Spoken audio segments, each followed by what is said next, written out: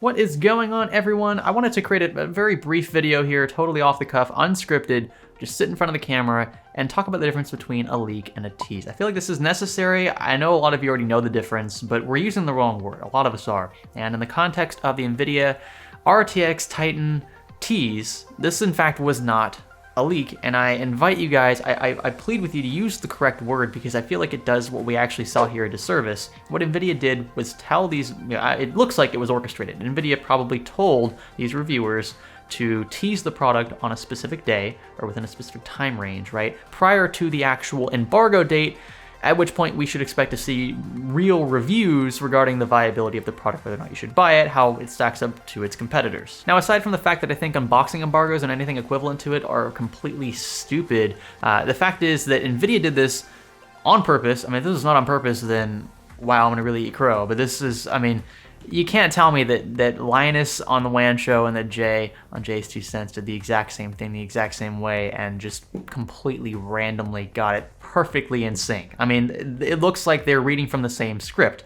and that's why I have a feeling either they both went behind the scenes and did something similar, or Nvidia told all the people who got these samples beforehand that they have a certain day in which they can release photos and or little, snapshots of the box. It's not even really an unboxing embargo. It's like a box reveal embargo at around the same time, which was again this weekend.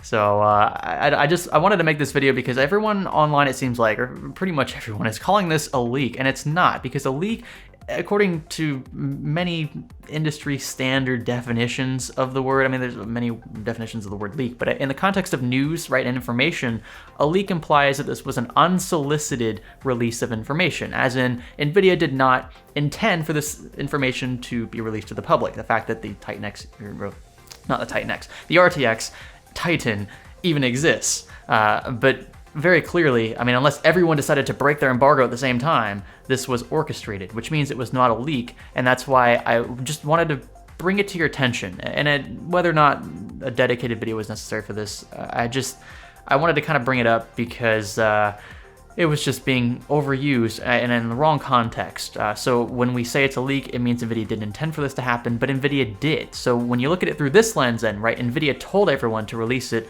or to reveal it, kind of tease it on a specific day, well then, we understand Nvidia's tactics now. It makes sense. It makes sense from a marketing perspective, right? Unboxing embargoes are literally there to build hype. That is it. That is all unboxing embargoes do. And I feel like Nvidia needs to build a lot of hype because the RTX Titan's probably going to cost in the realm of $2,000, seeing that the 2080 Ti already costs $1,200, if not more, especially when we're talking about AIBs. Now, if you want to ask me whether or not I think the RTX cards are worth it, I have several videos talking about this. I think they're overpriced right now. I think we're starting to get to the right place, and once Pascal inventories dry up, we might see these prices come down just a little bit. We're talking about a major company though, so it's not looking too good. And Nvidia has literally no competition from AMD on the other side of the aisle, because the best we have is what, Vega 64, and that competes barely with a GTX 1080, which again is about to go out of stock, and then we'll have just the RTX 2070 to deal with at around $499 to $599.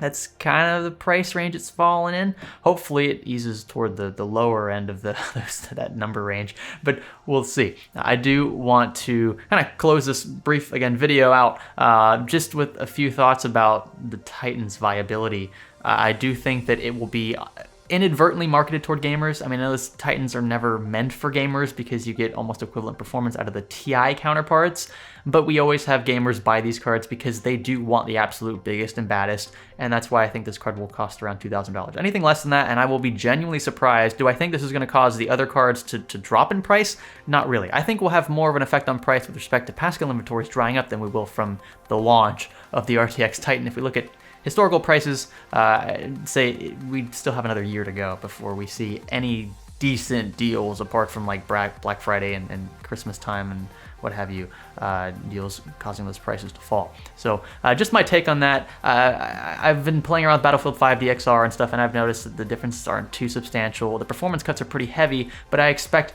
other games in the future will be able to utilize this stuff a lot better without adding the expense of a huge frame rate drop. I don't think Battlefield 5 was the best representation of this because Battlefield 5 is a first-person shooter, and you want those games to have higher refresh rates. You want to have higher frame rates in games because in that game in particular, because it just looks so much more smooth when you're swinging back and forth on screen. it really does help. And any esports player who plays any first-person shooter will tell you that the higher refresh rate is significantly better than a lower refresh rate panel or a lower frame rate in game.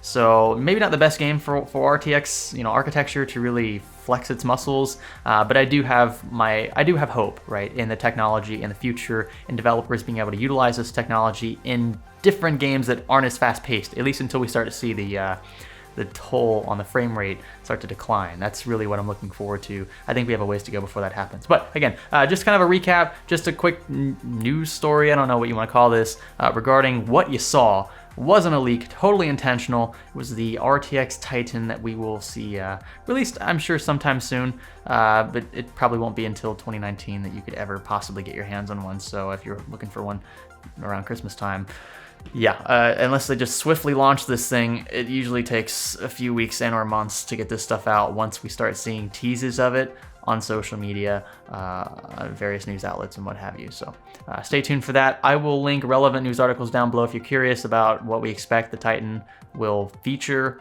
It's not going to be much different from a 2080 Ti, just spoiler. But nonetheless, it is there. It is something that we weren't sure about because the 2080 Ti is already priced again at $1,200. But now I want to hear from you guys in the comments below. Thumbs up, thumbs down. You guys know what to do. Subscribe if you haven't already, and stay tuned for the After Hours live stream if you're watching this live on Sunday night, 9 p.m. CST. We will be live. I'll have Lisa in the studio as well. Should be fun. This is Science Studio. Thanks for learning with us.